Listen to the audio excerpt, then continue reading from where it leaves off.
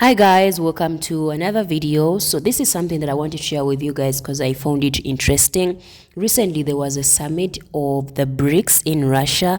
So this white man is giving us the insights of what is in the BRICS arrangements or what is to come, and also how the Western countries, especially the US and Britain, don't really want this system to ever function, because if you know, every international transaction that goes on in the world, it is and mostly controlled by the US, because people most times use dollars for transactions. But yeah, listen guys to what this man had to say. Come back and let me know what you think about it. And I'm talking about the meeting that's going to take place next week in Kazan, Russia, of the BRICS, the Brazil, Russia, India, China, South Africa organization, which now has 4 additional members, maybe 5 additional members if the Saudis finalize their application, but also another 30 to 40 countries trying to join. Now, most people have no idea what the BRICS represent. They may have heard of it. They may have heard of the de-dollarization. But I want you to hear from a person on the inside who is the former vice president of the New Development Bank, which is the credit agency, the bank of the BRICS, a man named Paulo Nogueira Batista Jr. And he was speaking following some meetings in the last weeks of representatives of the various nations that are part of the BRICS. And here's what he said. The current international monetary and financial system, controlled by the West, is actually unreformable. That is, you can't reform it. You can't make it work. Therefore, he said, quote, we need to construct an alternative international payment system immune to extraterritorial sanctions from the United States and others. We need to build a new unit of account, which could be a basket of currencies of the BRICS or a subset of the BRICS. We need to use this perhaps as a transitional device to construct a new reserve currency, which would be an alternative to the US dollar and the euro. And that's the discussion of de-dollarization. That the problem that we're facing right now is that much of the world no longer trusts the West, for good reason. We've seen the weaponization of the dollar through the International Monetary Fund conditionalities, through sanctions, through the fact that if you have a payment system dependent on dollars, nations have to go to the banks, particularly the British banks, to get dollars, where they have to pay extra for the ability to have dollars to settle accounts.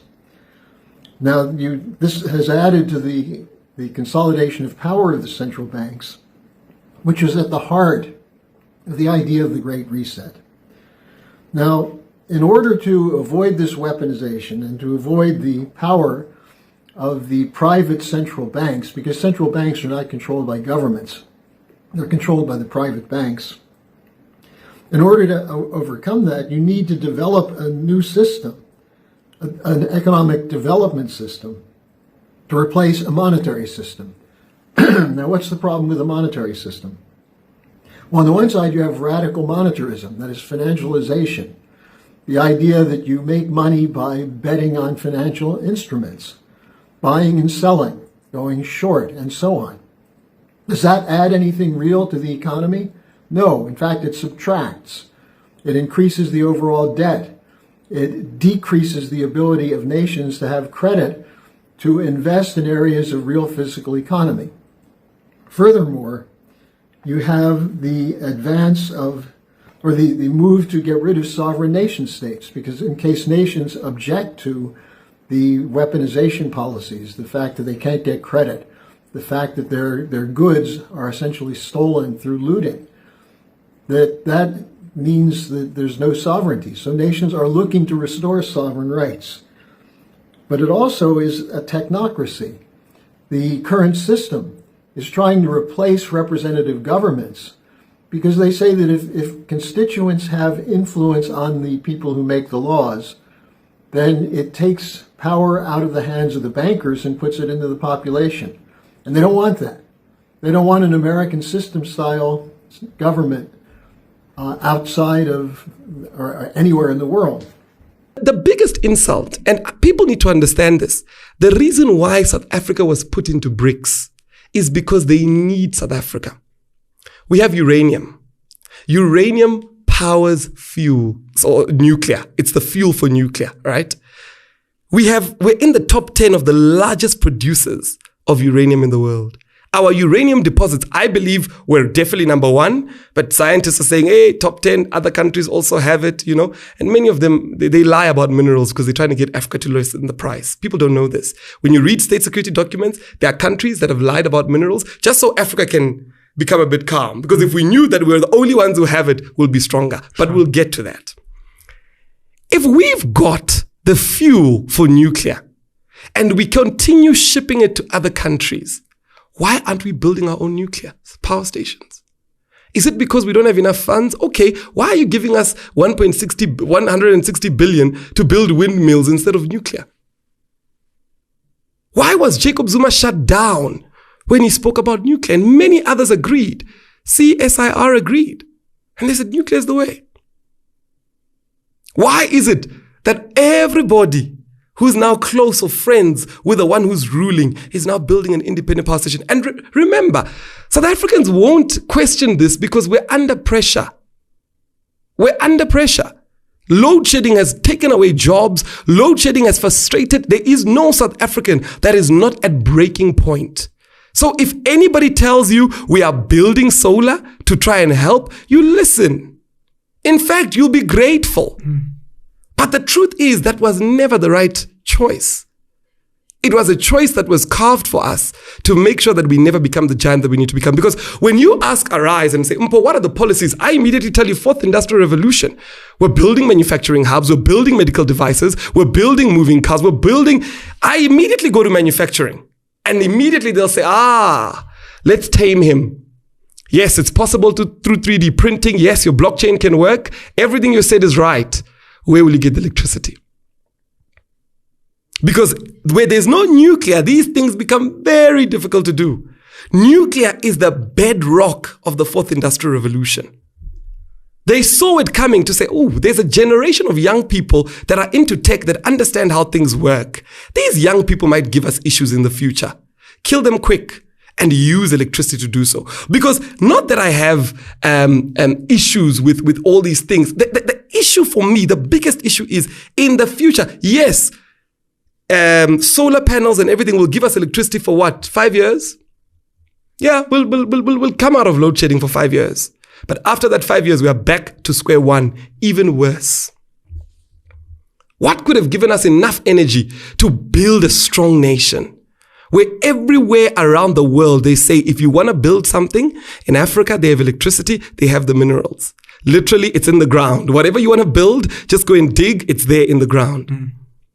So that becomes one of the biggest frustrations that I've ever seen in our country. When you look at what the Zondo Commission said, and I don't want to get too much into it, we spent 1 billion researching or understanding or uncovering how corruption happened in our country. Essentially, we spent 1 billion rand to find out how 1.5 trillion over 5 years was looted through corruption in our country. Now, the Zondo Commission came out with 8 million pages. There are things that you read and you're like, is this the same South Africa that I'm living in? There are documents there about how politicians funded the Chinese railway using money they stole from Africa in the Zondo Commission. And I said to somebody, the biggest issue we've got is you create an 8 million page document. Now, I'm an author. And I think for South Africans, reading is supposed to be a very big thing. Now, the issue is 8 million pages. Which young person is going to read it if the literacy rate in our country has been going down? So do you see that there's a strategic evil attack upon our nation? As you've heard in the video, that is what these men had to say. And honestly, I love what the black brother had to say, that South Africa is able to develop and grow and be its own sovereign nation without any help from outside nations, especially the Western countries or whatever country that wants to come and claim to help South Africa. But the education system is BS. The leaders are a problem, because tell me why a lot of money was taken away from the people and sent to China to build railways for Chinese people. Guys, did you hear what the man had to say? Because that freaked me out. I was like, are you joking? Are you kidding me? People are always complaining about electricity, but South Africa has even lithium, and African children don't learn about their resources. Like, it really pisses me off how African children don't get the opportunity to learn about the actual resources, the actual riches they have in their continent. No, you have to study about how slavery happened, and it happened in the eyes of the colonialists. You have to study about the things the masters of colonialism had to give you. And it really bothers me how in 2024 we are still having a curriculum syllabus of the people that still came and did the tremendous, horrific, horrible, barbaric things to us. But we are still keeping the legacy and studying things that they gave us. And also, the black man talked about reading. Guys, reading is something that these other groups of people know that when they put it in writing, African people will not understand it. And it's the truth, because we don't like reading. It's the reality. There's this saying that if you want to trick a black person, put something in writing. It is true, guys. Let's start looking into ourselves. We need to start learning how to read and understand, and not just listening to what people have to say, what people have to tell us. Put your own initiative and learn something. Learn something. The brother was talking about how we have a lot of young people that are into tech, but of course the government is colliding with other groups of people, because they know when we are educated, we are able to ask questions. So it's like our education is so much colonized, and that's why you see that they don't care about it. Because if we brighten up our minds, start asking questions, and start really looking at the right things, then this whole system is going to be like in shambles, and they don't want that to happen. And this is involving our governments. I will not excuse them, the Western nations, and some individuals that really benefit from whatever is going on in the world, that they know when Africa gets its true independence, other nations are effed up, like literally effed up. Because even when it comes to the BRICS, right, they need South Africa. They need Africa, because we feed the world. Africa feeds the world. They do not want to see us work together or trade amongst ourselves, like open borders, because they know when we do that, when we get educated, when we are able to industrialize, then clearly we don't need any Western nations. And that's something they always fight. It's not just the US, it's not just Britain, China as well, Russia as well. These other nations are coming because they know Africa is going to be bigger and better. And with the young generation that is smart, of course, they need to act now. They want to act now and get into our heads and show us, oh, we brought something that is going to bring down the dollar. You don't have to trade with the dollar anymore. We are here to save you guys. We don't need any more saving. Africa can still do it on our own. We can still back things with our own things in the continent, with the resources, with everything that we have. We are able to do it. But until then, if we are still looking outside of Africa to get saved, we are the problem. We have issues and we need to do better.